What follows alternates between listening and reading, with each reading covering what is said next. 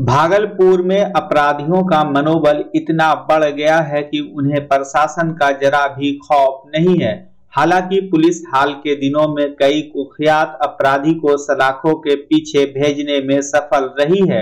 इन सब के बावजूद शहर से लेकर ग्रामीण इलाके में बदमाश मौका लगते ही बड़ी घटना को अंजाम देने की फिराक में रहते हैं। ताजा मामला भागलपुर के घोघा थाना क्षेत्र से सामने आया है, जहां एक व्यापारी के घर में घुसे आधा दर्जन से ज्यादा बदमाशों ने तांडव मचाया। घर में घुसते ही नकाबपोश अपराधियों ने सबसे पहले बिजली काट दी।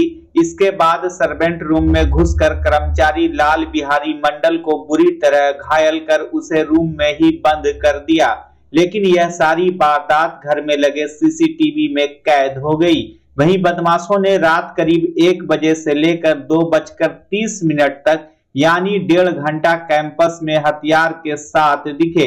इस बीच बदमाशों ने घोघा बाजार निवासी गृह स्वामी गजेंद्र प्रसाद दुबे तक पहुंचने का भरपूर प्रयास किया, लेकिन वे लोग सफल नहीं हो पाए। इधर घोघा बाजार निवासी गजेंद्र प्रसाद दुबे के पुत्र प्रभाकर दुबे ने थाना में आवेदन देकर अज्ञात लोगों पर घर में जबरन घुसने, चोरी और हत्या के प्रयास का आरोप लगाते हुए रिपोर्ट दर्ज कराई है।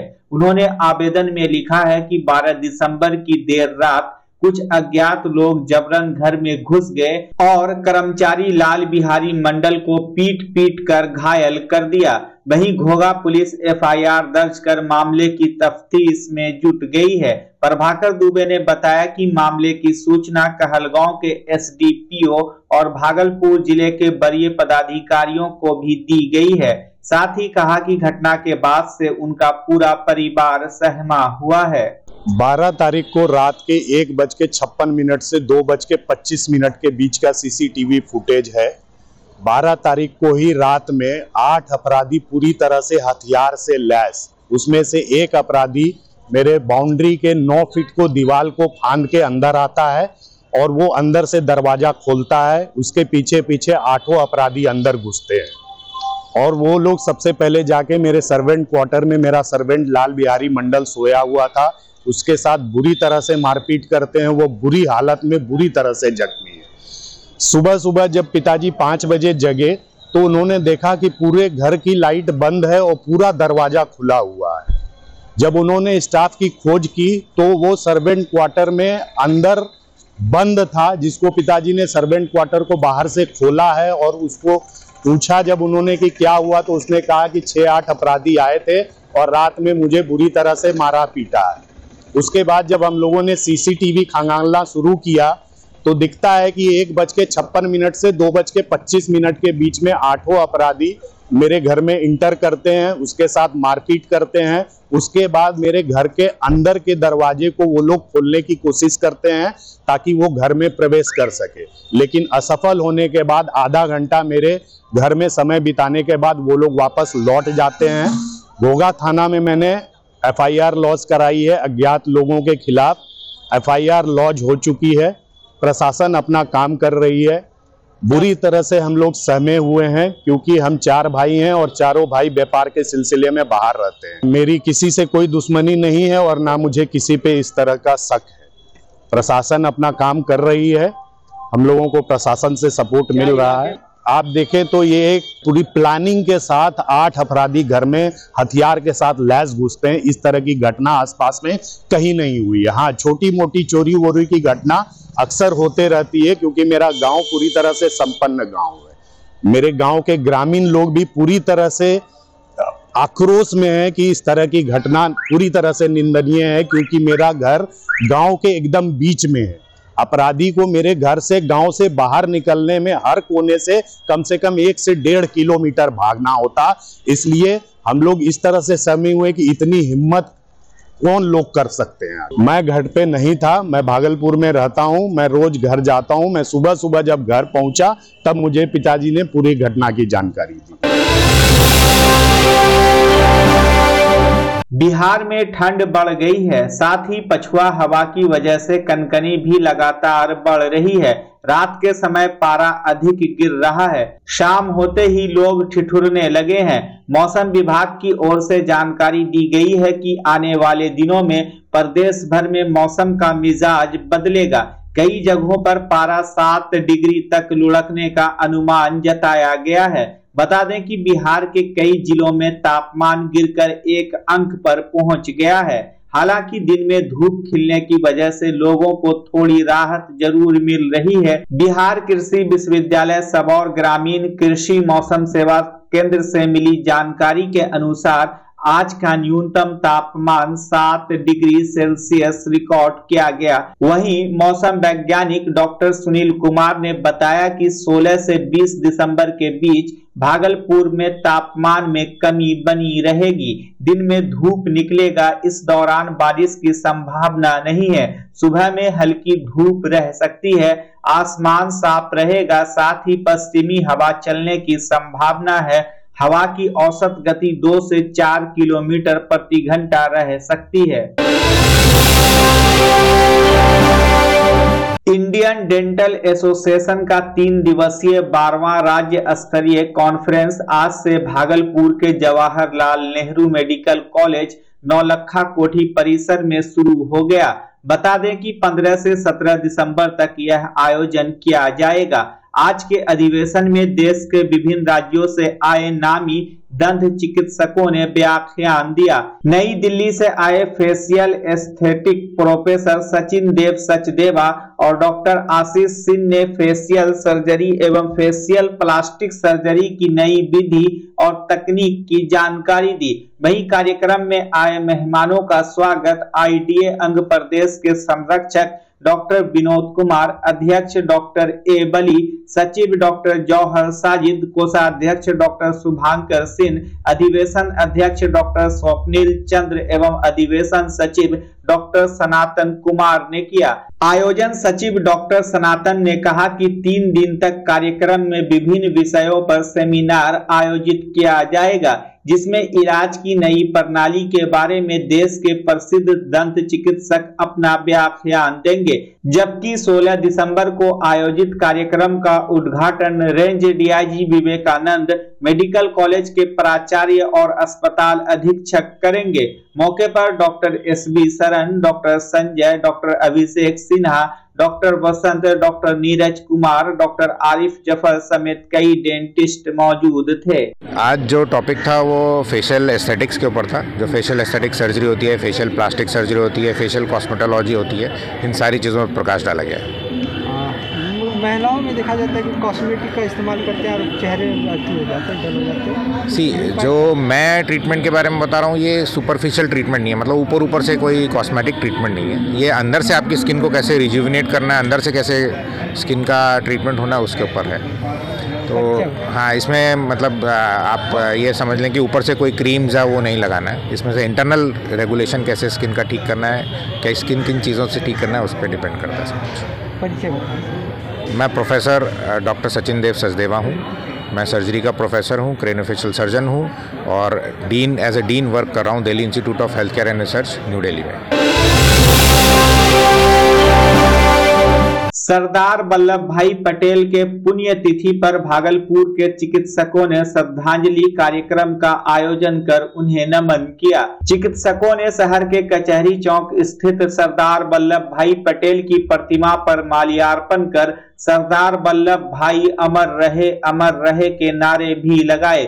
वहीं सरदार वल्लभ भाई पटेल स्मारक ट्रस्ट के सचिव डॉक्टर मणिभूषण ने कहा कि लौह पुरुष सरदार वल्लभ भाई पटेल अखंड भारत के निर्माता थे। इस अवसर पर समाज सेवी मिंटू कलाकार और जिनी हमीदी ने कहा कि सरदार वल्लभ भाई पटेल का भारत के आजादी में अहम योगदान है। लोगों को सरदार वल्लभ भाई पटेल के बताए गए मार्ग पर चलना चाहिए। सरदार वल्लभ भाई पटेल ट्रस्ट भागलपुर की ओर से तमाम दर्शकों का, न्यूज़ 18 के तमाम आयोजक दर्शक और जो भी सुन पा रहे हैं उनको आज बहुत बहुत नमस्कार, आभार, अभिनंदन। आज सरदार वल्लभ भाई पटेल लौह पुरुष जिसे हम लोग सभी जानते हैं। आज उनके पुण्यतिथि है 15 दिसंबर को। इस आशय को लेकर ये तमाम जितने बुद्धिजीवी वर्ग भागलपुर के हैं, तमाम जितने भी आप स्वयं सेवी संस्थाओं को जानते हैं, उनके सारे प्रतिनिधि, मित्रगण, प्रबुद्ध लोग आज समय सभी यहाँ उपस्थित हुए हैं। हमारे सारे डॉक्टर, महिला चिकित्सक, डॉक्टर सीमा सिंह मेरे साथ हैं और आनंद भाई मेरे साथ हैं जो कि स्पोर्ट्स से जुड़े हुए हैं। सबों का बहुत बहुत आभार, अभिनंदन, धन्यवाद। तिलका मांझी भागलपुर विश्वविद्यालय के संबद्ध महाविद्यालयों को अनुदान राशि का भुगतान बहुत जल्द होने वाला है। टीएमयू के संबद्ध कॉलेजों में अनुदान भुगतान मामले में राजभवन से नियुक्त एलएनएमयू दरभंगा के वित्तीय परामर्शी का संचिका पर मंतव्य भी आ गया है। कुलपति प्रोफेसर जवाहरलाल ने एफए द्वारा अनुदान मामले में संचिका पर दिए गए मंतव्य पर अपनी प्रशासनिक स्वीकृति भी दे दी है। भुगतान को लेकर एफए से मामले में बातचीत भी हुई है। भुगतान से संबंधित संचिका तेजी से आगे की प्रक्रिया के लिए विश्वविद्यालय स्तर पर बढ़ाई जा रही है। पीआरओ डॉक्टर दीपक कुमार दिनकर ने कहा कि कुलपति प्रोफेसर जवाहरलाल संबद्ध महाविद्यालयों के अनुदान भुगतान मामले में गंभीर और तत्पर हैं। वे स्वयं संचिकाओं की मॉनिटरिंग कर रहे हैं। सोमवार को एफए के टीएमयू मुख्यालय भी पहुंचने की संभावना है। कुलपति की निगरानी में भुगतान से संबंधित संचिका पर तेजी से काम हो रहा है। बहुत जल्द ही अनुदान का भुगतान कॉलेजों को कर दिया जाएगा।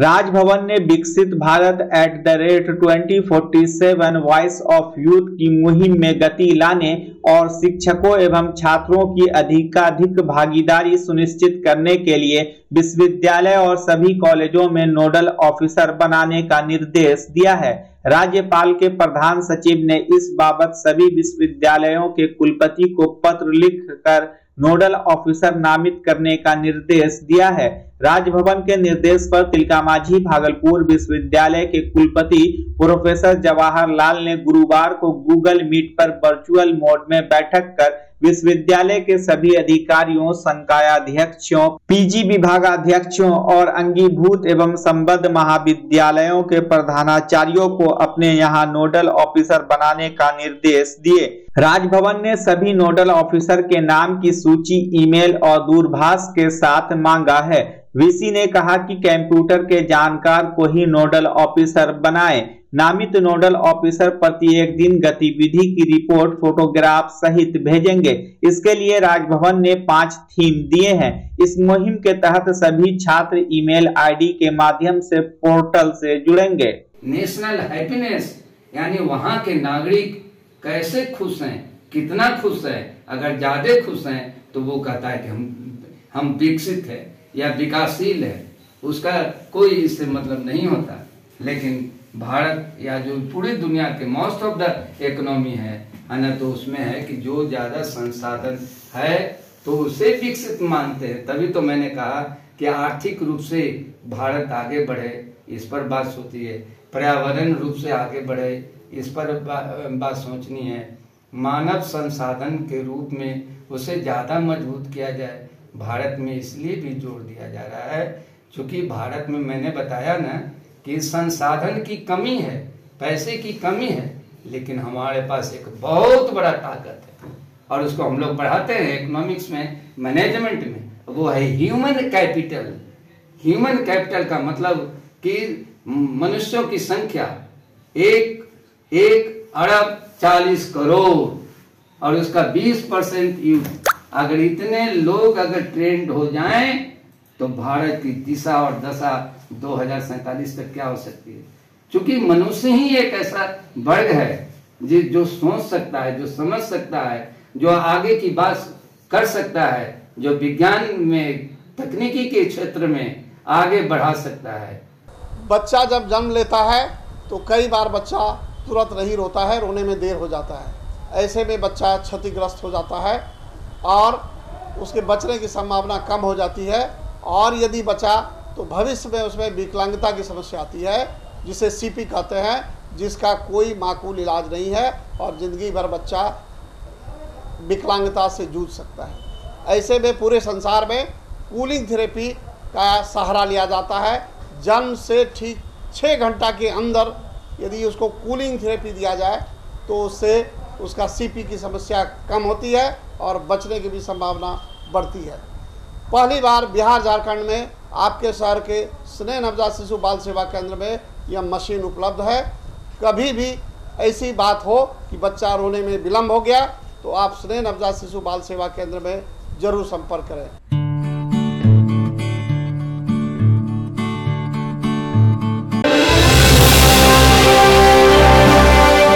भागलपुर सुल्तानगंज थाना क्षेत्र के कृष्णगढ़ मोड़ के समीप पिकअप वैन और बाइक के बीच आमने सामने की टक्कर हो गई। घटना में बाइक सवार युवती की मौके पर ही दर्दनाक मौत हो गई। जानकारी के अनुसार युवती सुल्तानगंज के गगनिया से अपने भाई प्रभात कुमार के साथ बीपीएससी शिक्षक भर्ती प्रतियोगिता परीक्षा देने के लिए पूर्णिया जा रही थी। तभी कृष्णगढ़ मोड़ के पास सड़क हादसा हो गया। प्रभात ने बताया कि बीपीएससी शिक्षक प्रतियोगिता परीक्षा देने के लिए सुबह 4 बजे घर से निकली थी। सुल्तानगंज स्टेशन से ट्रेन पकड़कर पूर्णिया परीक्षा देने के लिए जाती। इसी दौरान तेज रफ्तार पिकअप वैन ने रौंद दिया। वहीं घटना के बाद पिकअप वैन चालक मौके से फरार हो गया। इधर घटना की जानकारी मिलने के बाद पुलिस ने मामले की छानबीन शुरू कर दी। ये एग्जाम देने के लिए बीपीएससी टीचर का कहाँ गई थी? पूर्णिया जा रही थी, तो उसी क्रम में मतलब ये कब? सुल्तानगंज में ट्रेन पकड़ के आज पूरे 4 बजे के आसपास निकली सुबह। जी हाँ, और 4:10 के आसपास ये जो है कृष्णानंद चौक के पास दुर्घटना हो गया। हाँ। अयोध्या में बन रहे श्री राम मंदिर के प्राण प्रतिष्ठा निमंत्रण के लिए पूजित कलश गुरुवार को भागलपुर पहुंची, जहां भाजपा नेता और विश्व हिंदू परिषद के सदस्यों ने कलश का स्वागत एवं पूजन किया। इसके बाद विश्व हिंदू परिषद की अगुवाई में गाजे बाजे के साथ प्रभु श्री राम जानकी की झांकी सहित रथ पर सवार होकर कलश की शोभा यात्रा निकाली गई। शोभा यात्रा स्टेशन परिसर से निकलकर स्टेशन चौक, बरैटी चौक, खलीफाबाग चौक, खरमंचक चौक, शंकर टॉकीज होते हुए शहर का भ्रमण करते हुए बाबा बूढ़ानाथ मंदिर परिसर पहुंचा। यात्रा के दौरान विभिन्न चौक चौराहों पर समाज के लोगों ने कलश का पूजन किया। शोभा यात्रा में सैकड़ों की संख्या में संघ विचार परिवार के कार्यकर्ता और हर समाज के लोग शामिल होकर जय श्री राम का नारा लगाया। विहिप के अवधेश कुमार शर्मा और भाजपा जिला अध्यक्ष संतोष कुमार शाह ने बताया कि दर्जनों लोगों ने कलश की आरती कर माला भेंट किया। मेरे राम के मंदिर का अक्षत हम सबों का आमंत्रण के रूप में आया है। उस आमंत्रण के स्वागत के लिए पूरा भागलपुर सनातन लंबी सबके राम, सबरी के राम, सबके राम, सबने इनका स्वागत किया है और भाव विभोर हो रहे हैं कि हमारे पूर्वजों ने इस राम मंदिर के आस में 592 वर्ष तक का एक सबरी का जो सब्र है उसका इंतजार किया, वो समाप्त होने जा रहा है और हम रामलला का मंदिर दर्शन करने जा रहे हैं। हम लोगों को प्रसन्नता है और पूरा भागलपुर नहीं पूरा भारत प्रसन्नता का यह जो उमंग है वो हमारे चेहरे पर, हमारे चीजों में दिख रही है और पूरा भागलपुर सराबोर है। आमंत्रण स्वीकार है और आमंत्रण को लेकर हम लोग घूम रहे हैं। जय श्री राम,